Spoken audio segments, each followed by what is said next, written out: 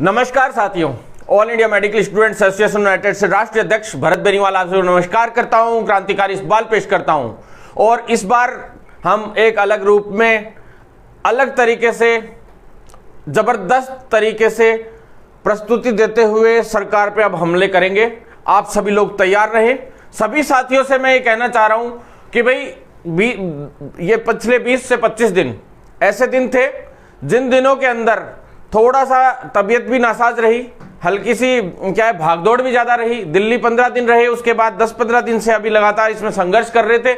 साथियों, अब हम लोग पूरी तरह से प्लान कर चुके हैं, आगे क्या करना है क्या नहीं करना है पूरा डिसाइड कर चुके हैं। तो सबसे पहले आपके भाई भरत बेनीवाल का आप सभी को क्रांतिकारी इकबाल पेश करता है, आपका भाई, और क्रांतिकारी सलाम आपको करता है। और मैं आप सभी से ये कहना चाहता हूं साथियों, सभी लोग तैयार हो जाएं। मैंने पिछली बार ही लाइव जब किया था उसमें साफ कह दिया था कि आप लोग कमर कस ले, क्योंकि अपना आंदोलन कभी हल्का नहीं होता है। आपको पहले भी बताया है और अभी बता रहा हूं कि तैयार हो जाएं। जब भी आंदोलन हुआ है ऐसे नहीं होता है कि 50 भर्तियां ले ली, 200 लोग ले लिए, इकट्ठे कर लिए, खबर चलवा दी और शहीद स्मारक पे छोटे मोटे धरने दे दिए, चल गए, खत्म हो गया। साथियों, अपना आंदोलन होता है तो बहुत ही आक्रामक होता है, पूरा छापामार तरीके से होता है, सरकार की घेराबंदी होती है और ऐसी जगह पे हमारा घेराव होता है जहां पे सीधा हमारा निष्कर्ष भी निकलता है और 100% उसका सॉल्यूशन निकलता है। ये आज तक आप सभी को पता है साथियों। आज आपका भाई दूसरे रूप में आप लोगों के साथ है। इतने दिन थोड़ा सा सोच रहे थे कि कर देंगे, सरकार धीरे धीरे कर देगी सब कुछ, लेकिन सरकार भी ढीली पड़ी हुई है तो हमें भी अब आक्रामक होना पड़ेगा, तभी सरकार उसकी प्रतिक्रिया देते हुए वो काम करेगी। साथियों, ज्यादा से ज्यादा वीडियो को शेयर जरूर करें, क्योंकि अब हमारा महासंग्राम शुरू हो रहा है और युवा क्रांति महासंग्राम अब हमारा शुरू हो रहा है। और उस महासंग्राम की शुरुआत इस सोमवार से यानी परसों से हो रही है साथियों। इस 12 मई को भी हम बड़े स्तर पर आंदोलन करेंगे और दिन प्रतिदिन मैं आपको बता दूंगा कि क्या क्या करना है और किस तरीके से अटैक करने हैं।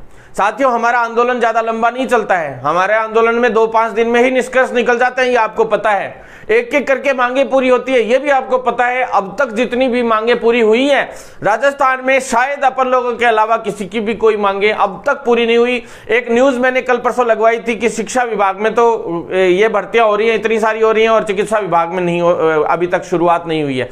तो साथियों, आपको बता दूं, चिकित्सा विभाग में एक अध्याय हमने भर्तियों का पूरा खत्म भी कर लिया है, दोबारा से हम भर्तियां निकलवा कर लाए हैं। ये दूसरा अध्याय चालू हो गया। शिक्षा विभाग में 2018 के बाद शायद एक भी भर्ती नहीं हुई। वो खबर जो लगाई थी उसमें मेरा ही नाम से था, स्टेटमेंट भी, और खबर भी मैंने ही लगवाई थी वो, लेकिन वो इसलिए लगवाई थी कि चिकित्सा मंत्री जी तक इस बात को पहुंचाया जाए और सीएम तक भी इस बात को पहुंचाया जाए कि चिकित्सा विभाग में काम कम हो रहा है, ताकि चिकित्सा मंत्री एक्टिव हो। इस वजह से मैंने वो खबर लगवाई थी। बाकी अब तक शिक्षा विभाग में जितनी भर्तियों की बात करें तो शायद अब तक लेवल फर्स्ट की जो है वो भी अभी तक उनको ज्वाइनिंग का भी बाकी बचा हुआ है थोड़ा बहुत काम, और बाकी कोई भी भर्ती अभी तक चालू होती है तो रद्द हो जाती है, रद्द हुई है तो अब वापस से दोबारा से करवाने की बात है आगे चल के। तो इसी तरह से चल रहा है सब कुछ। अभी तक उसमें भी कुछ ज्यादा निहाल वाला काम नहीं हुआ है, वहां तो शुरुआत भी नहीं हुई है। और उसमें भी रीट में भी अपना बहुत बड़ा रोल था, फर्जीवाड़े को रोकने में भी अपना महा अभियान चला था और बड़ा आंदोलन जो है अपन ने किया, और फर्जीवाड़े के लिए कानून बनवाने में भी अपन लोगों की अहम भूमिका रही, लेकिन अभी भी उसमें कुछ कमियां हैं, उनको भी पूरा करवाएंगे साथियों। तो आप सभी से मैं आज लाइव आया हूं, सभी से मुखातिब होने आया हूं, तो वो इसलिए आया हूं साथियों कि एक बड़े आंदोलन की हमारी तैयारी है, प्लस जो भर्तियों के से संबंधित जो है सभी भर्तियों से संबंधित सारी सूचनाएं आप लोगों तक पहुंचाने आया हूं। मैं मंत्री जी से मिला था और 30-35 मिनट से तो ज्यादा ही हम लोगों की बात हुई, और उस दौरान सभी भर्तियों पे भी चर्चा हुई, सभी मुद्दों पे भी चर्चा हुई, वो मैं बता देता हूं। साथ ही कई उच्च अधिकारियों से भी हम मिले। एमडी साहब अभी लगातार 13 तारीख तक और छुट्टी पे रहेंगे, क्योंकि उनको प्रशिक्षण पे भेजा गया है, जो है मेडिकल हेल्थ को, पूरे सिस्टम को सुधारने के हिसाब से। क्या है, अधिकारियों को बाहर देशों में भी कई नई चीजें सीखने के हिसाब से भेजा जाता है, तो उस हिसाब से उनको पहले गुजरात जाना पड़ा और गुजरात से फिर वो अभी कनाडा गए हुए हैं। पिछले मंथ भी वो गए थे, अभी 8-10-15 दिन पहले गए थे, बीच में बस 5-7 दिन के लिए आए हैं। फिर उससे पहले श्रीलंका गए थे, श्रीलंका के बाद अलग अलग देशों में जा रहे हैं अभी, तो उस हिसाब से उनको जाना पड़ रहा है। तो थोड़ी सी पेरिस गए थे वो पिछले महीने। तो साथियों, अब आप लोगों से मैं कहना चाहता हूं, सबसे पहले शुरुआत करना चाहता हूं, उससे पहले मैं आपसे कह दूं कि इस वीडियो को ज्यादा से ज्यादा शेयर जरूर करें, जिससे सभी साथियों तक इंफॉर्मेशन पहुंच सके और आंदोलन को मजबूत किया जा सके, महासंग्राम को मजबूत किया जा सके। क्योंकि इस चिकित्सा विभाग के अंदर जो गलत रीतियां चल रही हैं, उन गलत रीतियों को खत्म करने के लिए हमने पूरी तैयारी कर ली है और आप लोगों को उसमें साथ देना है। साथियों, जो लोग नौकरियां लग गए, उनसे निवेदन करना चाहता हूं सबसे ज्यादा कि आप छोटे भाइयों को, बहनों को, सबको जगाइए, ये वीडियो उन तक पहुंचाइए और आप लोगों से संबंधित भी जो सूचनाएं वो मैं आप लोगों से बता देता हूं, जो जो काम आगे हुए वो भी मैं बता देता हूं। साथियों, सबसे पहले तो मैं आपसे यह कहना चाहता हूं कि राजस्थान में जितना भी चिकित्सा महकमा है उसके अंदर संविदा प्रथा पूरी तरह से बंद होनी चाहिए।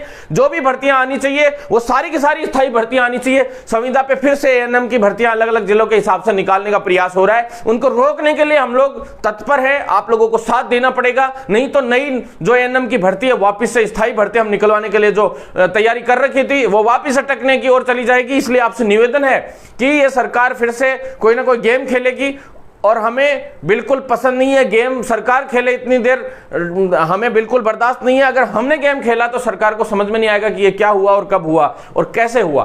तो साथियों, सरकार के को तो हम साफ कहना चाहते हैं कि ऐसे कर दो, नहीं तो गेट्टी में गुट्ठा दे के करवाना भी हमें आता है। तो ढंग से सरकार कान खोल के सुन ले। नंबर 1, सीएचओ और नर्सिंग भर्ती। नर्सिंग भर्ती के 1250 पद थे साथियों, जो एक वित्त विभाग से फाइल क्लियर हुई थी। उसके अंदर 4900 कुछ पदों को और जुड़वाने का हमने प्रयास किया, परंतु संविदा पे लेने का प्रयास इंटरनली सरकार करने का की तैयारियां कर रही है। साथ ही आपको मैं बता दूं, जो भर्ती है सीएचओ है, सीएचओ की विज्ञप्ति जल्द ही जारी होनी थी, लेकिन अब इन्होंने एक नया जो कॉन्ट्रेक्चुअल रूल 2022 बनाए हैं उसके अकॉर्डिंग भी सभी भर्तियों को उसी के अंडर में ही कॉन्ट्रैक्ट पे जितनी भी वैकेंसीज होंगी उसी के अंडर में, उसी के रूल्स से होने के लिए उन्होंने मतलब सोच रखा है। तो साथियों, ऐसे में हमने सरकार के सामने क्लियर बातें रखी हैं, साफ बातें रखी है, सारी चीज पूरी फाइल क्लियर हो गई थी, वित्तीय स्वीकृति सभी को पता है, मिल गई थी, ऑनलाइन मैंने डाल रखा है, सारी चीजें डाल रखी है। लेकिन उसके बावजूद अब ये डीओपी लॉ और फाइनेंस से क्लियर होनी थी। डीओपी से साथियों पिछले शुक्रवार को फाइल क्लियर हो चुकी है। जहां तक मेरी उम्मीद है सोमवार मंगलवार तक ये फाइल डिपार्टमेंट तक पहुंच जाएगी और 2 दिन के बाद उसके अंदर विज्ञप्ति जारी करने की इन्होंने बात कही है। लेकिन जिस तरह से ढिलाई बरत रहे हैं बिल्कुल बर्दाश्त नहीं होगी। हमारा महासंग्राम सोमवार से शुरू है। अगर सरकार हल्की सी भी लेट करती है तो सरकार को इसका बड़ा खामियाजा भुगतना पड़ेगा। यह मैं सरकार को खुली चेतावनी दे रहा हूं और मेरी चेतावनी कभी भी हल्की नहीं होती है। सरकार कान खोल के सुन ले, मेरी चेतावनी जो बोला है वो किया है और मैं बोल रहा हूं कि हम लोग तांडव मचा देंगे, तांडव। और तांडव कैसा होता है वो आपने पहले भी देखा और आगे भी देखेंगे। राजस्थान के इतिहास की सबसे बड़ी बेरोजगारों की रैलियां हो, चाहे चिकित्सा कर्मियों की रैलियां हो, सबसे बड़ी रैलियां यूट्यूब पे पड़ी हैं, खोल के देख लेना। हम किस हद तक जा सकते हैं वो आप खोल के देख लेना। हम दिल्ली भी जाएंगे, कहीं और भी जाएंगे, आगे चुनाव है आप लोगों के, तो हम ऐसे नहीं जाएंगे कि सिर्फ फोटो खिंचवा ली, खबर चलवा दी। हम सीधा अटैक करते हैं। हम चुनावी रणनीति जो होती है उसके ऊपर भी आपके अटैक करते हैं और हमारा काम होता है 100%। अच्छा है कि प्यार से कर दें, अच्छी बात रहेगी, आपका हमारा व्यवहार भी बना रहेगा। उल्टा पड़ेंगे तो आप लोगों पे भी भारी पड़ेगा और उल्टी सीधी बातें भी होंगी। तो इससे अच्छा है कि आप आसानी से कर दें। तो नर्सिंग भर्ती के बारे में मैं बता दूं साथियों, इसकी फाइल मंत्री जी के पास थी, मंत्री जी से कार्मिक विभाग के पास गई वापस। साथियों, आरपीएससी ने जो है इसको लिखित परीक्षा से कराने के लिए संशय जताया है। संशय इसलिए जताया है क्योंकि सीएमओ से जुगाड़ लगाए जा रहे हैं, तरह तरह के जुगाड़ लगाए जा रहे हैं। उसको रोकने का प्रयास हो रहा है कि कैसे भी ये लिखित परीक्षा से नहीं होनी चाहिए, मेरिट परीक्षा से होनी चाहिए। साथियों, आप लोगों से मैं ये कहना चाहता हूं कि लिखित परीक्षा से एक एक भर्ती चिकित्सा विभाग की होनी चाहिए। वो क्यों होनी चाहिए? वो ही रोड़ा सेम रेडियोग्राफर, लैब टेक्नीशियन और ईसीजी टेक्नीशियन की आगे की भर्तियों में अटकने जा रहा है। साथियों, मैं किस लिए करवाना चाहता हूं लिखित परीक्षा? जो एलटी वाले, लैब टेक्नीशियन वाले साथी, रेडियोग्राफर वाले, नर्सिंग वाले, फार्मेसी वाले, सभी के लिए मैं कॉमनली ये वीडियो बना रहा हूं। साथियों, ये वीडियो लाइव जो आया हूं मैं आप सभी से ये कहना चाहता हूं कि कॉमनली आप लोगों की सबकी एक समस्या है, मान लेना मेरी बात, क्योंकि रेडियोग्राफर और लैब टेक्नीशियन में पिछली बार कितना बड़ा फर्जीवाड़ा हुआ, लोग डिग्रियां बनवा के ले आए। कौन लोग चाहते हैं मेरिट से? मैं बताता हूं आपको कौन लोग चाहते हैं मेरिट से। मेरिट से वो लोग चाहते हैं जो फर्जी डिग्रियां बनवा के लाएंगे। अभी एमपी, यूपी, सभी जगह से, अलग अलग जगह से, सभी जगह से डिग्रियां बनवा के लाएंगे साथियों। और ऐसे लोग चाहते हैं कि ये भर्तियां सारी की सारी मेरिट से हो। 12th की उनकी झारखंड की मार्कशीट होंगी, एनआईओएस की मार्कशीट होगी, कोई और की मार्कशीट होगी, पता नहीं किस किस की कहां से, हैदराबाद से मार्कशीटें ले आते हैं। तो साथियों, इस चीज को रोकने के लिए मैंने एसओजी में भी मुकदमे दर्ज करवाए थे, आप सभी को पता है। अभी भी मुकदमा चल रहा है। जो पिछली आरटी और एलटी की भर्ती में कितनी समस्याओं का सामना करना पड़ा था, आप सभी को पता है। साथियों, इन समस्याओं का जो सामना करना पड़ रहा है, 1-1.5 साल हो गया, अब तक वो भर्ती पूरी नहीं हो पाई है एलटीआरटी की। उसमें अभी भी एक लिस्ट और आनी बाकी है, लैब टेक्नीशियन में भी, रेडियोग्राफर में भी। साथियों, अब तक भी एक लिस्ट और आनी बाकी, की फर्जियों को हमने बाहर कर दिया, लेकिन अब तक भी उनकी जगह पे लिस्ट जारी पूरी नहीं हुई है। वो बहुत बड़ा दुर्भाग्य है। उसको भी जारी करवाने के लिए हम वापिस अधीनस्थ बोर्ड के चेयरमैन साहब से मिलेंगे, और मिले भी हैं। उन्होंने कहा भी है कि भी हाँ ठीक है, हम इसका समाधान कर रहे हैं। उन्होंने वापस हमें मिलने के लिए बुलाया है मंडे को। तो साथियों, हम उनसे मिलेंगे। लेकिन साथियों, आप लोगों से निवेदन है कि आप लोग जो वंचित रह गए थे, पहले वाले साथी लोग, आप लोग एकजुटता बनाए रखिए। आप अभी जो अटैक हो रहा है उसमें हमारा साथ दीजिए, हम आपके प्रॉब्लम हर हाल में सॉल्व करवा के लाएंगे। दूसरी चीज, लिखित परीक्षा से भर्तियां उनसे पूछ लीजिए, अपने सीनियर से, होनी चाहिए कि नहीं होनी चाहिए। जो आरपीएमसी, आरयूएचएस या कोई भी लोग जो अध्ययन कर रहे हैं राजस्थान से, आप खुद सोचिए कि भाई जो लोग बाहर से डिग्रियां बनवा लाते हैं वो 90% की बनवा लाते हैं। 12th में किसी का सीबीएसई बोर्ड है, किसी सरकारी स्कूल है, किसी की प्राइवेट है, 12th की मेरिट जोड़ी जाती है। बताओ इसमें, सोचिए साथियों, आप खुद सोचिए कि कितना गलत हो रहा है। साथियों, 12th की मार्कशीटें लोग बाहर से फर्जी बनवा लाते हैं मेरिट के अंदर, आप सभी को पता है। मेरिट जब आधार बनाए, फिर आती है बोनस अंक की बात। बोनस अंक के सर्टिफिकेट भी आधे से ज्यादा कोई पीपीपी मोड वाला है, कोई ठेके पे है, कोई कहीं से बनवा लाता है, कोई सेमी गवर्नमेंट का बनवा लाता है और चल रहा है ढर्रा।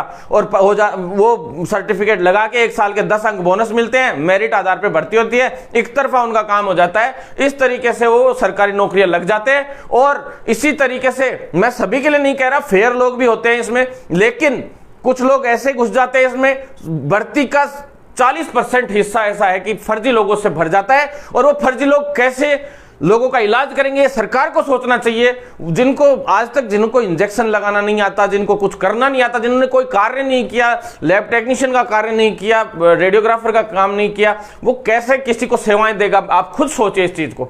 तो साथ ये सरकार के सोचने की तो है ही है बात, साथ ही आप लोगों के भी सोचने की है कि संविदा पे भर्ती आती है, हम लोग एक्सेप्ट कर लेते हैं। लोग जा के 7-7 हजार में फॉर्म भर देते हैं, और फिर वो पीड़ित होते रहते, शोषित होते रहते। 5 साल बाद वो परमानेंट होने के लिए आंदोलन करते हैं। फिर मेरिट आधार पे और इस आधार पे भर्तियां होती हैं, फर्जीवाड़े होते हैं। हर तरीके से फर्जीवाड़े करने का क्या राजस्थान सरकार ने ठेका ले लिया है क्या?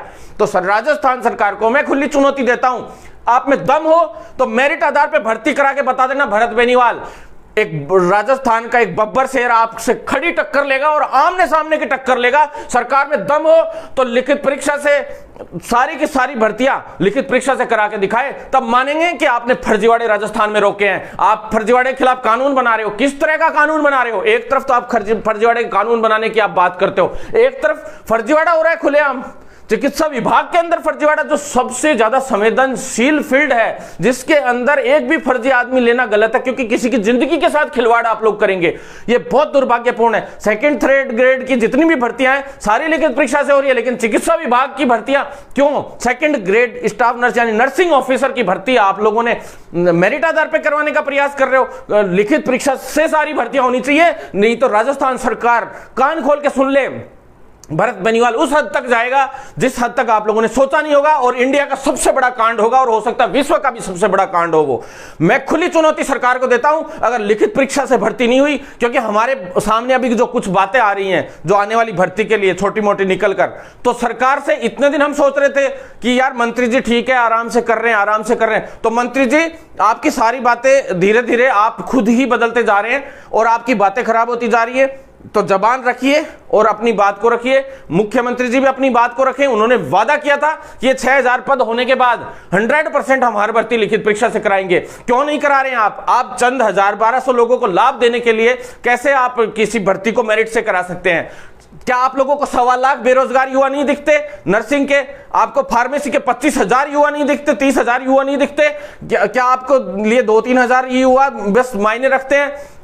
ये बात कौन सी बात हुई? आप क्लियर बात कीजिए, स्पष्ट बात कीजिए, साफ सुथरी बात कीजिए। अगर मुख्यमंत्री जी संवेदनशीलता आप दिखाने लग गए तो कहने का मतलब तो ये हो गया कि भी ठीक है, उसमें से फेयर लोग होंगे, मेरिट की जो भर्ती चाहते हैं उसमें से, जो संविदा पे लगे हुए हैं उसमें से भी फेयर लोग हैं काफी, लेकिन ऐसा नहीं है कि भाई सारे ही फेयर है, उसमें से 50% अनफेयर लोग भी हैं। अब कई भर्तियां ऐसी हो रही है मेरिट आधार पे, संविदा पे जो भर्तियां हो रही है 108 है, 108 में एक फोन में मंत्रियों के विधायकों के फोनों में डायरेक्ट सीधे के सीधे कर्मचारी लग जाते हैं और फिर उनको बोनस अंक मिलता है। तो मैं किसी के खिलाफ नहीं हूं, 108 में भी, 108 में भी हम सभी साथियों के साथ है, क्योंकि उन्होंने भी डिग्रियां की है। राजस्थान से जिसने डिग्री की है प्योर तरीके से की है या कहीं भी किसी अच्छे संस्थान से की है, चाहे यूपी से की हो चाहे एमपी से, लेकिन भाई गवर्नमेंट संस्थान से की है तो वो तो फेयर है। लेकिन उसके अलावा जो कुछ ऐसे लोग हैं जो फर्जीवाड़े डिग्रियां ले आते हैं और वो घुस जाते हैं और गलत तरीके से 40% भर्तियां फर्जीवाड़े की भेंट चढ़ जाती है, ये बहुत दुर्भाग्यपूर्ण है। तो सारी की सारी भर्तियों में एक ही रोड आ रहा है साथियों, वापस से जो फाइलें लेट हो रही हैं उसका रीजन ही सिर्फ एक है, कुछ लोग मेरिट आधार पर भर्तियां इसलिए कराने चले जाते हैं। यूं कह रहे हैं रेडियोग्राफर और लैब टेक्नीशियन की भर्ती सिर्फ 6 महीने में हो जाएगी। कौन कह रहा है आपको 6 महीने में हो जाएगी? 45 दिन में कराने की बात हुई थी।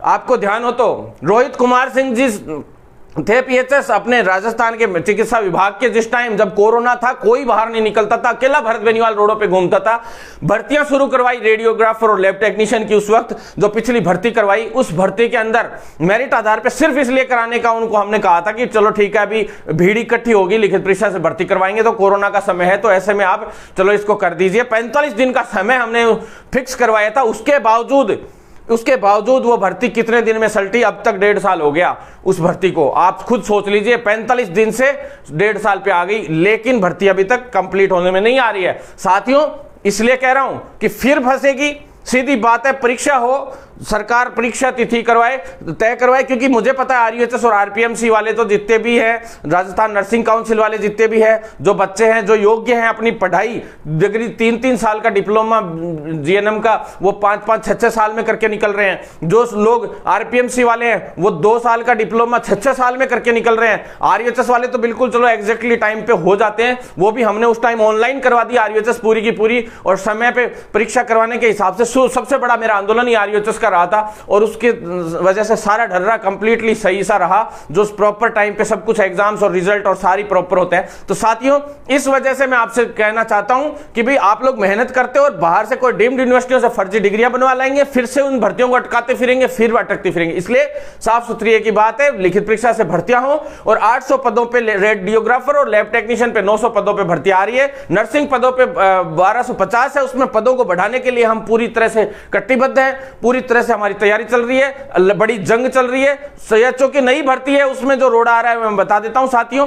उसके बाद में सीएचओ जो लगे हुए हैं साथी उनके लिए भी बताऊंगा। फार्मासिस्ट वाले साथियों के लिए मैं कहना चाहता हूं कि साथियों, रेडियोग्राफर वाले साथियों को कहना चाहता हूं, लैब टेक्नीशियन वालों को, ईसीजी वालों को, फार्मासिस्ट वालों को, सभी को कहना चाहता हूं कि आप जो भी साथी मुझे लिखित परीक्षा से चाहता है और अगली भर्ती फाइनल ईयर में तो जो बच्चे मौजूद हैं, खास करके सेकंड ईयर वाले, उन सब बच्चों के लिए तो बहुत बढ़िया काम होगा कि वो लिखित परीक्षा से जो भी जिसमें दम होगा वो आ जाएगा। लिखित परीक्षा से आते हैं जिसका भी योग्य होगा, तो हम अभी सभी जगह पे अभी राउंड अप करेंगे, बड़ा आंदोलन हमारा शुरू होने जा रहा है। तो आप सभी लोगों से निवेदन है कि जो लोग लिखित परीक्षा से भर्ती चाहते हैं कि भी वास्तव में ही 3 महीने में लैब टेक्नीशियन, रेडियोग्राफर और इनकी भर्तियां पूरी हो, नर्सिंग की भर्ती 3 महीने में पूरी हो, 4 महीने में फार्मासिस्ट की भर्ती लिखित परीक्षा से अभी पूरी हो, वो सभी साथी लोग एक बार और 9309393793 पे व्हाट्सएप करें हमें अपना नंबर, जो लिखित परीक्षा से हमारा साथ देना चाहते हैं, और वो एनी टाइम हमारे साथ रहेंगे अभी कम से कम 20 दिन तक। एनी टाइम का मतलब यह है कि भाई जैसे कल परसों 3 दिन अभी आंदोलन कर रखा है तो लगातार वो लोग साथ रहेंगे। गाड़ियों की व्यवस्था मेरे पास है, आप लोग चिंता ना करें, माइक वाइक सब लगा के पूरी तैयारी है। साथियों आपसे निवेदन है कि साथ दें। साथ ही सीएचओ वाले साथियों से मैं कहना चाहता हूं, जो नई भर्ती की मांग कर रहे हैं, उनसे मैं कहना चाहता हूं कि साथियों वापिस बार बार इस सीएचओ की भर्ती में रोड अटकाने के काम कर रहे हैं ये लोग, कहीं भी कोई दिक्कत नहीं आए इसके लिए। वैसे तो हमने बात हो चुकी है, मंत्री जी ने भी साफ सुथरे तरीके से कह दिया कि हम हर हाल में, उन्होंने साफ 15 तारीख का कहा था कि 15 तारीख से पहले मैं विज्ञप्ति जारी कर दूंगा। मंत्री जी 15 तारीख से पहले नहीं, हमें हर हाल में ही 12-13 तक ही विज्ञप्ति चाहिए, 11-12-13 तक लास्ट, नहीं तो हम लोग बहुत बड़े आंदोलन की ओर बढ़ रहे हैं। और बड़े आंदोलन का मतलब, आप भरत बेनीवाल के बड़े आंदोलन का मतलब आप समझ लीजिए कि हम क्या करेंगे क्या नहीं करेंगे, आप खुली चुनौती समझ लीजिए इस चीज को। साथियों, मेडिकल ऑफिसर के लिए 1000 पदों पे जल्द भर्ती आ रही है, उसके लिए भी हम लोग कारगर तरीके से लगे हुए हैं। 800-850 के करीब वैसे हैं और 150 से 180 के करीब जो है पहले की वो रह गई थी खाली सीटें, वो पद इसमें जोड़ दिए जाएंगे, तो 1050-40 के करीब ये पद हो जाएंगे साथियों। अब साथियों मैं आ जाऊं, जो CHA वाले साथी है वो भी काफी समय से आंदोलन कर रहे हैं, तो उनके लिए भी मैं ये बात कहना चाहता हूं।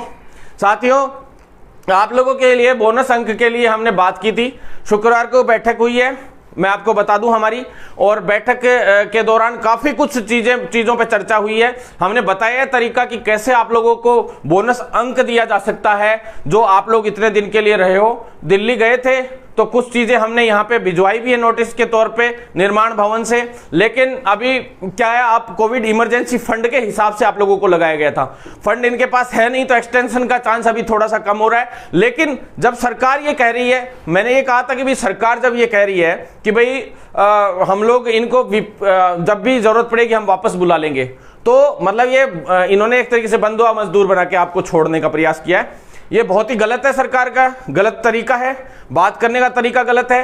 मंत्री जी को भी इस बात पे संज्ञान लेना चाहिए, लेकिन जो बात थी तो आप पहले क्लियर कह के लेते, क्लियर कहते नहीं हो और आगे चल के इस तरह की जो असमंजस्य की स्थिति आप पैदा करते हो, इन्हीं की वजह से आज ये आंदोलन होते हैं, सभी कुछ होते हैं। मैंने CHA वाले साथियों से पहले भी कहा था कि आप लोग अभी से एकजुट हो जाओगे तो आप लोगों का एक्सटेंशन फिर हो जाएगा, लेकिन क्या है, आप लोग सारे हटने के बाद एकजुट हुए। ये बात मेरा कहने का मतलब था। उस वक्त मैंने कभी, एक भाई कह रहा था वो कि भी मंत्री जी के लिए ऐसे, मंत्री जी को भरत जी ने ये बोल दिया, ये एक भाई बोल रहा था, तो मैं आप भाई से ये पूछना चाहता हूं, भाई अगर मेरे मान रहे हैं मंत्री जी, तो मैं कह रहा हूं ना आपको, आप लोगों के लिए 10,000 के 20,000 नई भर्तियां निकालें और लिखित परीक्षा से कराएं और आप लोगों का सभी का नंबर आ जाएगा। ANM के लिए भी मैंने तो 8,000 भर्तियों की डिमांड कर रखी है, तो उनके लिए भी कर दें। तो फिर संविदा पे साइड में भर्तियां क्यों निकाल रही है सरकार? ये भी तो आप लोगों के लिए, आप लोगों को उधर से घुसा देंगे, ये इधर से घुसा देंगे, बेवकूफ बना देंगे, कह देंगे कि हम तो यूं घुसाएंगे वो घुसाएंगे, ऐसे कर करके बेवकूफ बनाते रहेंगे और इसी तरह से ढर्रा चलता रहेगा।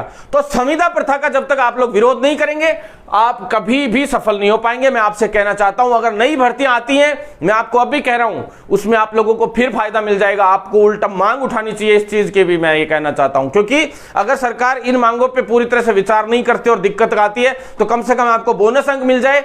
देखिए, मैं जो बात हो सकती है वही बात करता हूं, फर्जी बातें मेरे को नहीं आती है, मैं नियमित करा दूंगा और मैं ये करा दूंगा। हाँ, मैंने CHO के लिए बोला था कि नियमित कराऊंगा, तो नियमित कराऊंगा, जो जबान दी है वो करके छोड़ूंगा, तो करके छोड़ूंगा, कोई माइकल लाल नहीं रो सकता राजस्थान में, चाहे प्रधानमंत्री के लेवल पे। साथियों, बिल्कुल 100% करवाएंगे तो करवाएंगे। अब साथियों आप आ जाइए फेस्ट, इसके बाद में CHA के बाद साथियों CHO वाले जितने साथी हैं उनसे मैं अब बात कर लेता हूं। आज उनसे पहले बात नहीं कर पाया, उन सभी साथियों का काफी समय से वेट चल रहा होगा। मेरे सभी साथी है जो जिनको मैंने गोद ले रखा है, मेरे CHO को, सभी को मैं आपको बता दूं।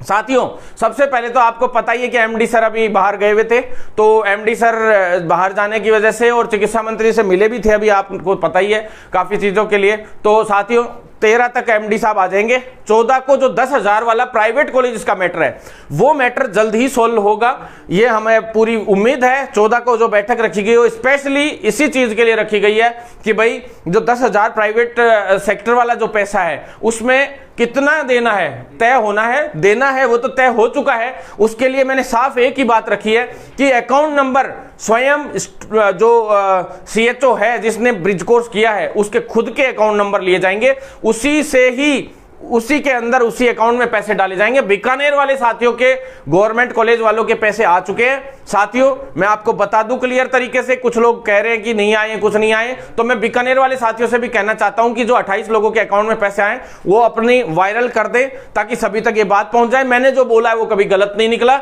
एक एक करके मैंने पैसे का काम आप लोगों का इस तरीके से करवाया है, क्योंकि ओपनली हम लोग कर नहीं सकते। कई काम ऐसे होते हैं, क्योंकि ओपनली करते हैं तो कॉलेज वाले एक्टिव हो जाते हैं, कॉलेज वाले एक्टिव होते हैं तो फिर आप लोगों का पैसा फिर से रुकने के प्रयास होते हैं। तो साथियों, एक विपदा नहीं होती है, बहुत सारी लड़ाइयां लड़नी पड़ती हैं। ओपन करके भी नहीं बोल सकते कई बार। पहले 10,000 वाले मैटर पे ज्यादा अपन ओपनली नहीं बोले, क्यों? क्योंकि ओपनली बोलते तो सबको फेल कर देते ये लोग उस वक्त ब्रिज कोर्स में। तो बहुत ही अच्छी रणनीति के साथ हम लोग आगे बढ़ रहे हैं। आर्थिक स्थिति जो मेरे साथियों की, मुझे खुद को पता है कि बहुत ज्यादा कमजोर है, बेचारे परेशान है, बहुत ज्यादा परेशान है। 7-8 महीने से उनके पास कुछ भी पैसे नहीं है, इतनी मुश्किल से उन लोगों ने काम चलाया है ब्रिज कोर्स के दौरान। तो मैं उन सभी साथियों से, मेरी संवेदनाएं भी हैं और मैं दिल से उनके साथ हूं। साथियों, आप लोगों से के उस प्रॉब्लम को सॉल्व करने के लिए मैंने एक और चीज की है। पहले तो मैं बता दूं कि गवर्नमेंट वाले जो साथी हैं उनके भी पैसे आने शुरू हो गए।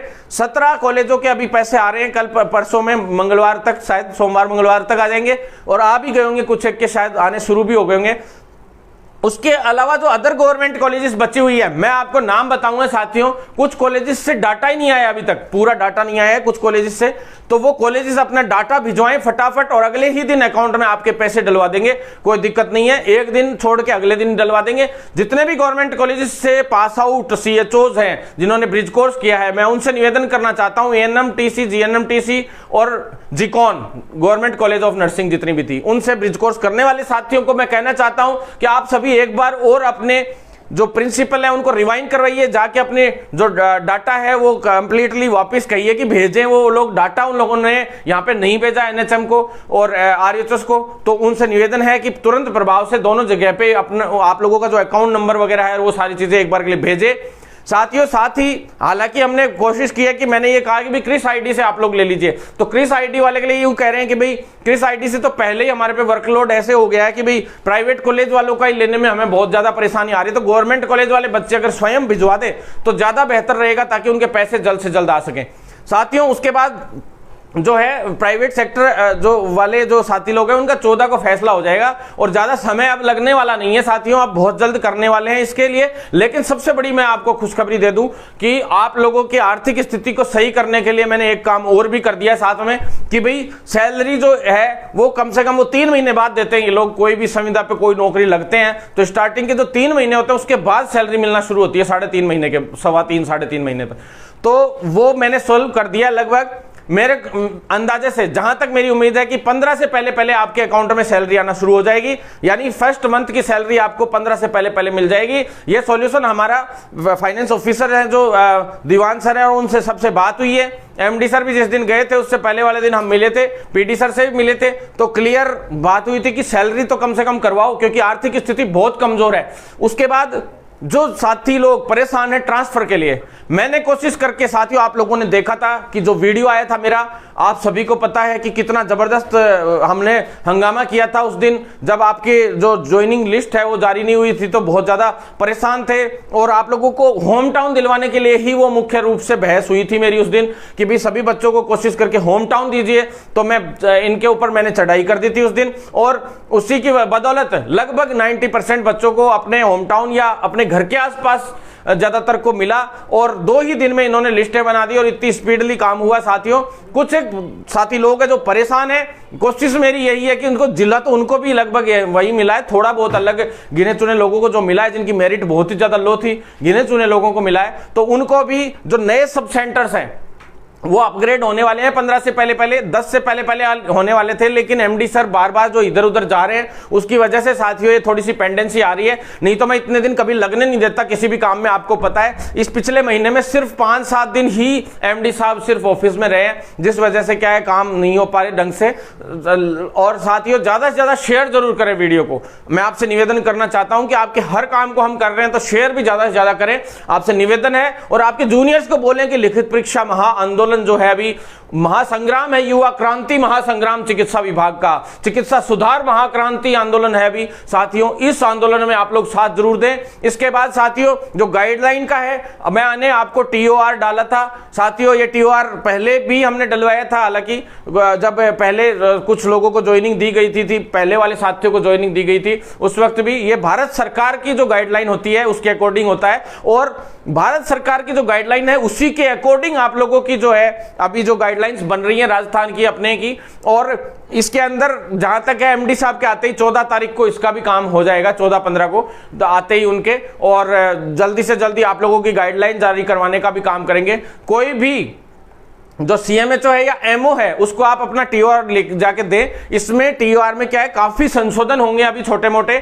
इसमें रिलैक्स करवाने की कोशिश कर रहे हैं हम इसमें कि भाई क्या क्या चीजें आप लोगों के लिए सही सुविधाजनक तरीके से आपके लिए बेस्ट से बेस्ट करवाने का प्रयास करेंगे। ये एक तरीके से रिफाइंड होगा, अभी एक चीज फिल्टर होती है ना, तो वैसे फिल्टर होगा एक तरीके से, और उसके बाद आपके सामने राजस्थान की गाइडलाइन के रूप में आएगा। तो एक बार के लिए हमने टीओआर, इन्होंने कहा है कि आप ही डाल दीजिए, कोई दिक्कत नहीं है ये टीओआर, तो हमें ये दिया था इन्होंने मीटिंग के अंदर वापस। तो भारत सरकार की गाइडलाइन जो है उसी के अकॉर्डिंग ही आप लोगों का जो है पूरा तैयार किया जा रहा है। और साथ ही साथियों सब सेंटर का इंचार्ज अलग से मैं इस ऑर्डर को डलवाने के लिए कटिबद्ध हूं, इसके लिए मैं मंत्री से भी मिल रहा हूं। साथियों मिला था उस दिन, बताया था, वापस भी मिल रहा हूं कि जो सब सेंटर का इंचार्ज क्या है, सीएचओ होता है, ये चीज आप लोग क्लियर करके डाल दीजिए एक आदेश के रूप में, ताकि ये भी एमडी साहब के आने के बाद ही डलेगा। हालांकि वो इसलिए डलवाना चाहते हैं क्योंकि बार बार फिर जो कई लोग, मैं नाम नहीं लेना चाहता, लेकिन वो लोग आपको परेशान करने का प्रयास कर रहे हैं, तो वो गलत है। सब गतिविधियां जो हैं इन लोगों की वो मेरी नजर में है साथियों,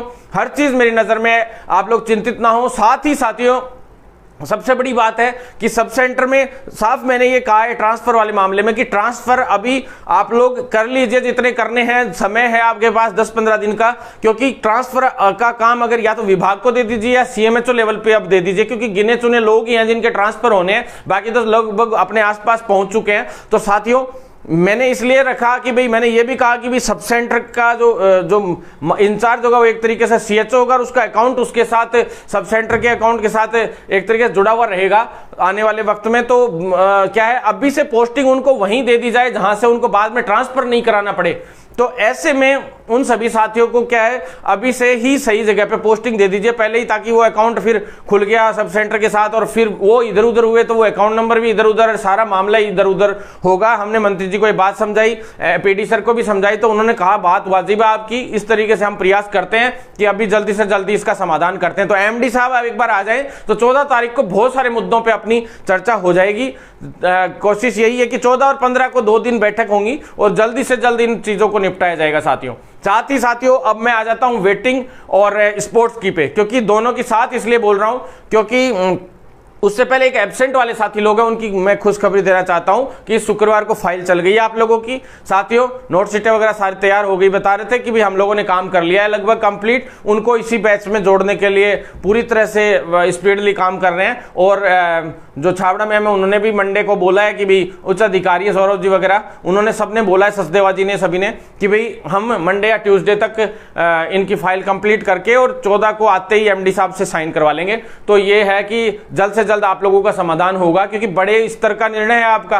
तो वापिस एक बार हेल्थ सेक्रेटरी साहब तक भी आपकी फाइल जाएगी और तुरंत ये निर्णय लेंगे उस हिसाब से। तो साथियों पर कैसे जैसे करके आपका समाधान हो रहा है, ये बहुत बड़ी बात है साथियों। स्पोर्ट्स और वेटिंग के अंदर बता दूं आपको, स्पोर्ट्स वाले जो साथी हैं उनके लिए सबसे अहम बात यह है कि जो स्पोर्ट्स वाले साथी हैं उनकी गाइडलाइन, दिल्ली गए थे हम लोग, तो वहां से इन्होंने जो है मेल भेजा, लेकिन हमने कहा था कि इस वीक में कोई न कोई तुरंत प्रतिक्रिया जरूर आएगी। उन्होंने कह दिया था कि हम जवाब भेज देंगे इस वीक के अंदर अंदर, लेकिन 3-4 फेडरेशन के क्या है जो एड्रेस थे वो गलत निकल गए उसके अंदर, जिन फेडरेशन थी, तो उन्होंने ये माना कि कहीं चल तो रही है या फिर नहीं भी चल रही है, फर्जीवाड़ा तो नहीं है कहीं। तो ये सब चीजें चेक करने के हिसाब से यहाँ से वापिस एड्रेस वगैरह इन्होंने मांगे हैं पहले तो उन फेडरेशन से, फिर ये लोग वहां भेज रहे हैं। तो इस तरीके से इस प्रक्रिया में थोड़ा सा समय लग रहा है, नहीं तो ये जल्द से जल्द काम हो जाता साथियों। ये क्या बीच में डिले जो हुआ वो काफी हम लोगों को परेशानियों का सामना करना पड़ा, ये बहुत दुख की बात थी। तो साथियों स्पोर्ट्स की वजह से ये है कि स्पोर्ट्स की कितनी सीटें भरती है फिर कितनी खाली रहती है, उसी के चक्कर में वेटिंग का हम लोग थोड़ा सा पेंडेंसी चल रही है कि भी सेकंड वेटिंग अभी निकलवा दें, लेकिन वही बात है कि भी 219, 18, 205 की जो वेटिंग निकल के रह जाएगी, फिर से वही बात होगी। तो इससे अच्छा है कि भी अधिकारियों ने कहा है कि हम चाह रहे हैं कि भी जो वेटिंग निकले एक साथ में अभी निकले, क्योंकि बार बार हम वेटिंग नहीं निकालेंगे। इस बार जो वेटिंग निकलेगी उसके बाद हम एक भी वेटिंग नहीं निकालेंगे। तो वेटिंग निकलवाने का मजा भी तभी है कि जब 300, 350, 400 लोगों की तो कम से कम वेटिंग आए। तो इसलिए हम चाह रहे हैं कि भी, हम भी तो नहीं चाह रहे, अधिकारी भी यही चाह रहे हैं कि भाई स्पोर्ट्स के जस्ट बाद में क्या है, वेटिंग की सूची 3-4 दिन 5 दिन के अंदर अंदर हम निकाल देंगे। तो स्पोर्ट्स की सूची एक बार साथियों जल्दी निकलने वाली है, उसका काम भी जल्दी हो रहा है, तो उसके जस्ट बाद में आप लोगों की सेकंड वेटिंग का काम होगा। तो साथियों उसी की वेट में हम लोग भी लगे हुए हैं। तो साथियों आपसे सबसे निवेदन है कि आपके जूनियर्स को भी बोलें, आप लोग भी तैयार रहें। लिखित परीक्षा से महाआंदोलन भी हो रहा है, सीएचओ की भी मांगों को लेके जो कैडर निर्माण से संबंधित है और जो सारे काम हैं उसके अकॉर्डिंगली हम बड़े स्तर पे एक आंदोलन करने जा रहे हैं। तो जो सीएचओ की भी उसमें कुछ मांगे रहेंगी और जो चिकित्सा विभाग की भी कुछ मांगे रहेंगी, तो ऐसे मिला के एक बड़ा आंदोलन होने जा रहा है। तो मेडिकल कॉलेजेस और नर्सिंग कॉलेजेस में जो नर्सिंग स्टाफ, नर्सिंग ट्यूटर सब लोग लेने हैं, उसके अंदर अब संविदा पे इन्होंने लेना शुरू कर दिया स्टाफ, आपको पता है। तो हम उसका विरोध करते हैं। राजमेश को दे रखा है इन्होंने कुछ काम अलग से ले रखा है, 3-3, 4-4 हिस्सों में काम बांट रखा है, ये बहुत दुर्भाग्यपूर्ण है। तो जितनी भी नर्सिंग कॉलेजेस हैं उसमें नर्सिंग कॉलेजेस में tutor, nursing tutor, professor, assistant professor, principal, vice principal, इनकी जो पोस्ट हैं इनके लिए बहुत अहम बात करने में अभी आपके सामने आए हूं। इनका ढर्रा सुधारेंगे और चिकित्सा विभाग की जितनी भी कॉलेजेस हैं इसका सुधार महाअभियान भी इसी के साथ जोड़ा गया है। 6 महाअभियान एक साथ हम लोग चला रहे हैं, इस सोमवार से शुरू होने जा रहे हैं। आप लोगों से निवेदन है, वो सुधार कैसे होगा? जब होगा वो सुधार जब उन नर्सिंग कॉलेजेस की और इन सब की एक तो फीस कम होगी, दूसरा स्टूडेंट्स की क्योंकि वो एसएफएस सीटों पे हैं, दूसरा उनकी जो स्कॉलरशिप के जो मामले अटके पड़े हैं उनको सॉल्यूशन होगा, उनके लिए हॉस्टल व्यवस्था होगी, उन लोगों के लिए जो सारी की सारी व्यवस्थाएं सही प्रॉपर तरीके से होंगी, टीचर्स की व्यवस्था होगी। सबसे अहम है कि बच्चा कॉलेज ज्वाइन क्यों करता है, वो इसलिए ज्वाइन करता है कि उसको अच्छे टीचर्स मिलेंगे, लेकिन वहां पे टीचर्स, प्रोफेसर्स वो है ही नहीं, सारे के सारे डेप्यूटेशन पे आके और वो पढ़ा रहे हैं, वो किस तरह से पढ़ाएंगे आप खुद सोचिए। तो ऐसे में ऐसी स्थितियों के खिलाफ हम बहुत बड़ा महासंग्राम छेड़ दिया हमने। इस सोमवार को तैयार हैं, इस सोमवार से तैयार है, 12 मई को भी बड़े स्तर पे हम आंदोलन करेंगे और लगातार अब आंदोलन हमारा जारी रहेगा। साथियों 12 तारीख तक अगर हमारी ये मांगे पूरी नहीं होती हैं, लिखित परीक्षा से इन सब चीजों से क्लियर तरीके से नहीं करते हैं, तो काले दिवस के रूप में भी हम मना सकते हैं। और मैं आप सभी से इतना ही निवेदन करना चाहता हूं कि आप लोग साथ बनाए रखेंगे तो 100% हम लोगों को हर चीज में जीत हासिल होगी। नहीं तो चाहे बैठे रहना आप लोग, कोई कुछ नहीं करने वाला है। इस मेडिकल फील्ड से 20-25 दिन के लिए मैं गया था, कुछ हुआ आप लोगों को दिख गया होगा। बीच में मैं जिस दिन चला गया, मुझे तो विश्वास है 100% मुझे दिख गए ढंग कि इस तरीके से तो ये मामला चलने वाला है नहीं। साथियों आंदोलन करो लेकिन अपने प्रोफेशन को बदलो। अपने प्रोफेशन में जो चीज गलत हो रही है, संविदा प्रथा गलत है, तो उसको बंद करो, तो बंद करो। लिखित परीक्षा से सारी भर्तियां होनी चाहिए तो होनी चाहिए। जब हमारे स्टेट में हो रही है गलत तरीके से भर्ती, उसको क्यों नहीं रोकेंगे हम? दूसरे स्टेट्स में भी तो लिखित परीक्षा से भर्तियां हो रही है। तो साथियों जाग जाओ, अपने अधिकार को पहचानो और उस अधिकार को पहचान कर सही तरीके से, जबरदस्त तरीके से सरकारों पे प्रहार करोगे तो ही सुनने वाला है। नहीं तो राजस्थान में आपको पता है अभी किसी का कुछ नहीं हुआ है, सब झूठी हवाएं बनाते हैं। बेरोजगार नेताओं को भेजा जाता है और सिर्फ इसलिए भेजा जाता है कि कैसे भी इस आंदोलन को डाइवर्ट कर दिया जाए, और आंदोलनों को डाइवर्ट करके पहले तो आंदोलनों में घुसाया जाता है, वो 2 ही दिन के लिए धरने पे बैठते हैं और वापस बिठा के उठा ले जाते हैं। सिर्फ ये तरीके चला रखे सरकारों ने, कुछ नहीं है, आप लोगों का कुछ नहीं होता है। तो इसलिए जो नर्सिंग ट्यूटर की और इनकी जो भर्तियां हैं, इनको भी 3 हिस्सों में हमने बंटवाया। अभी बैठ के वार्ता हुई है, तो उसमें 1000 से ऊपर पोस्ट अभी राजस्थान में खाली है। 7 पहले वाली नर्सिंग कॉलेजेस थी, उनका तो कुछ हुआ ही नहीं, आगे वाली 7 के लिए संविदा पे लेने की तैयारी कर रहे हैं। तो वो ही बातें हैं साथियों, घुमंतु स्टाफ चल रहा है। किस इंस्पेक्शन आता है किसी कॉलेज में तो उस कॉलेज का स्टाफ उठा के इस कॉलेज में टेक देते हैं। आप प्राइवेट कॉलेजों के खिलाफ इतना बड़ा अभियान चलाते हो, इंस्पेक्शन करते हो, उन पे छापे मारते हो। खुद गवर्नमेंट कॉलेजेस इस हालात में है कि उनके अंदर उस कॉलेज से उठा के स्टाफ इसमें दिखा दिया जब इंस्पेक्शन आता है तब, और उस कॉलेज का उठा के उसमें दिखा दिया। तो यही चल रहा है। एक जो सिरही मेडिकल कॉलेज वाली जो घुमंतु वाली जो एक न्यूज लगी थी घुमंतु स्टाफ वाली, तो वो उस तरीके की हालात सभी कॉलेजेस में है। पूरे राजस्थान के चिकित्सा विभाग को सुधारना है हमें। तो इसके लिए 3 हिस्सों में इन भर्तियों को बंटवाया है कि भाई आप चलो एक बार के लिए आप इमरजेंसी इतनी सारी भर्तियां नहीं कर सकते हो, तो कुछ हद तक आप डीपीसी पे भी करना चाहते हो, डीपीसी की भी मांग उठ रही है। तो सीधी बात ये, कुछ हद तक आप संविदा पे भी लेना चाहते हो क्योंकि कम रुपए में आप स्टाफ लेना चाहते हो, तो कुछ हिस्से में आप स्थायी स्टाफ भी लीजिए। इस तरीके से क्या है 400 सवा 400 भर्तियां लगभग स्थायी के रूप में कराने की इनसे बात हुई है, सहमति बनी है। Nursing tutor, professor, assistant professor की कुछ डीपीसी पे लेने की बात हुई है, 300 स्टाफ के करीब की, 250-300 की, और कुछ 301 स्टाफ, 309-10 के करीब स्टाफ संविदा पे लेने की बात हुई है, जो नए वाली राजमेश वाली कॉलेजेस हैं उनमें। तो इस तरह से एक मिक्सअप मामले की तरह अगर चलेंगे तो हो सकता है इसका समाधान हो जाए, नहीं तो डीपीसी आप अभी कर भी दोगे तो नीचे तो कोई ट्यूटर तो बचेंगे ही नहीं, फिर प्रोफेसर, असिस्टेंट प्रोफेसर वही रह जाएंगे। तो सभी पदों पे भर्तियां होनी जरूरी है। एएनएमटीसी भी खाली है, जीएनएमटीसी भी खाली है सभी जगह पे, और जो नए बीएससी नर्सिंग कॉलेजेस खुल रहे हैं वो भी खाली है, और मेडिकल कॉलेजेस जितने हैं उनमें तो और भी ज्यादा पदों पे रिक्तियां पड़ी हैं। तो सरकार को इसको पूर्ण तरीके से संज्ञान में लेते हुए अच्छे मेडिकल स्टूडेंट्स पास आउट होकर निकले, योग्य चिकित्सा कर्मी निकले, इसके लिए सरकार को ध्यान देते हुए तुरंत प्रभाव से सभी कॉलेजेस में अच्छे से अच्छा जो है टीचिंग स्टाफ लेना होगा, अन्यथा सरकार के चिकित्सा महकमे की भी हालत खराब हो जाएगी साथियों। नहीं तो फिर जो बाहर से डिग्रियां बनवा के ला रहे हैं उनमें और इनमें कोई फर्क नहीं बचेगा, हालात बहुत खराब है। आप सभी से निवेदन है कि संविदा प्रथा, जहां भी संविदा पे भर्तियां होनी शुरू हो रही है उनका विरोध करना शुरू कर दो। जो चाहता है कि मेरे जिले में संविदा पे भर्ती नहीं होनी चाहिए वो मुझसे जुड़े और हमें फोन करे, हम लोग उस जिले में भी आएंगे और महाअभियान भी चलाएंगे। जो क्रांति मार्च था वो भी अब आगे चलना शुरू हो रहा है। साथियों, मैं सीएचओ वाले साथियों से कहना चाहता हूं कि जो है यूनियन वाला मामला, उस यूनियन वाले मामले में रजिस्ट्रेशन नंबर हमने इसलिए वायरल नहीं किए हैं क्योंकि हम एक फॉर्म बना रहे हैं पूरा का पूरा, वो फॉर्म भी आप लोगों तक पहुंचेगा। वो फॉर्म आप लोगों को भरना है, जो भी उसकी सदस्यता लेगा, जो हमारे अब इसके अंदर जो अपने सारा का सारा आप सभी का ही वो सीएचओ फाउंडेशन है। चुनाव प्रक्रिया भी बस हम तो संरक्षक का काम करेंगे, अध्यक्ष भी आप लोग हो, उपाध्यक्ष भी आप लोग हो, महासचिव भी आप लोग हो, डेलीगेशंस भी आप हो, सारे के सारे सब जिलाध्यक्ष भी आप लोग हो। तो आप लोगों के ही चुनाव होंगे, आप लोगों के ही बीच सारा सिस्टमेटिक ढंग से होगा। ज्यादा से ज्यादा आप लोग भी फॉर्म भरवाएं, उसके फॉर्म आप लोगों तक भिजवा दिए जाएंगे।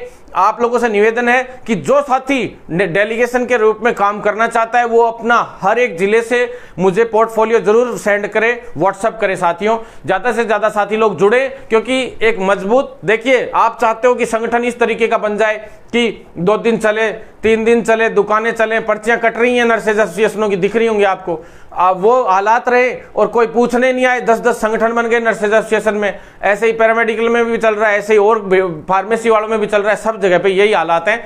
तो आपसे निवेदन है कि आप लोग तैयारी कर लें साथियों, अच्छे से एक मजबूत संगठन। कोई काम धीमे धीमे कर रहे हैं तो तरीके से ही कर रहे होंगे, आप सभी को पता है कि कोई गुटबाजी नहीं फैले, किसी भी तरीके का नेगेटिविटी नहीं रहे, सभी को एक साथ लेते हुए मजबूत संगठन के रूप में आप लोग उभरेंगे राजस्थान में, ये मैं आपसे वादा करता हूं। लेकिन आपको भी उसमें साथ देना पड़ेगा। आपकी हर एक मांग को पूरा करवाने के लिए हम कटिबद्ध हैं। पूरी तरह से लड़ाई इसी तरह से जारी रखेंगे। और जो दूसरी भर्तियों वाले साथी हैं उनसे भी क्लियर कह दो कि भरत बेनीवाल का साथ दे दो। नहीं तो मैं आपसे निवेदन सच बताना चाहता हूं कि राजस्थान में वास्तव में मैं आखिरी बार लड़ाई लड़ूंगा, ये जबरदस्त वाली। अगर इस लड़ाई में अगर 100 थोड़ा सा भी मुझे बैकफुट पे आना पड़ा 1%, पहली बात तो भरत बेनीवाल बैकफुट पे आता नहीं है। इतिहास गवाह है इस चीज का। जिस आंदोलन में कूदे हैं वो आंदोलन सफल रहा है, कभी भी असफल आंदोलन नहीं रहा है। जिस आंदोलन में कूदे 100% सफल आंदोलन रहा है। और लिखित परीक्षा का ये महा आंदोलन भी सफल करेंगे। और जो भर्तियां नहीं निकलवानी है, उनमें पदों की बढ़ोतरी करवानी है, वो भी सफल करके दिखाएंगे। और सारी भर्तियों के लिए चिकित्सा सुधार आंदोलन जो शुरू किया हमने, उस आंदोलन में आपको साथ देना है साथियों। और इसी के साथ एक ही बात कहूंगा जो हमेशा कहता हूं, इनकलाब जिंदाबाद। साथ बनाए रखें साथियों, ज्यादा से ज्यादा वीडियो शेयर करें। यूट्यूब चैनल, ट्विटर और फेसबुक तीनों जगह पे सब्सक्राइब और फॉलो करें। ज्यादा से ज्यादा टेलीग्राम ग्रुप जो है उस पे अपने स्टेटस पे जरूर आप लोग लगा लें। एक टेलीग्राम ग्रुप हमने इस लड़ाई के लिए बनाया, वो आप लोगों के स्टेटस पे लगा के रखें, चाहे ताकि ज्यादा से ज्यादा लोग उससे जुड़ सके। साथियों, लिंक दे रखा है उसके अंदर नीचे की साइड में, इसमें तो वो आप देख लीजिएगा। वो लिंक आप लोग ज्यादा से ज्यादा शेयर करें और ज्यादा से ज्यादा जुड़े साथियों, जिससे हम लोग मजबूती से आगे बढ़ेंगे। तो आप लोग आगे बढ़ेंगे। एकजुटता में शक्ति है, एकता में शक्ति है। इनकलाब जिंदाबाद।